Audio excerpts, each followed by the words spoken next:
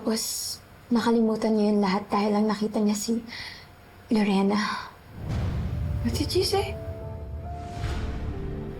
Nagkita si Lorena at si Wilfred? It wasn't planned. I swear.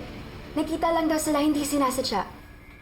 Sadya o hindi, nauna pa rin siya sa appetizer at dessert plate ko! Tita! Nauna siya!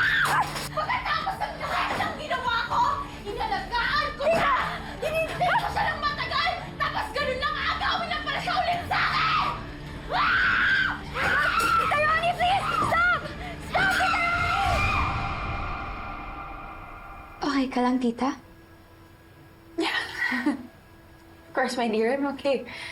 Di ba sabi mo nga, aksidente lang yun. I'll go now. Okay.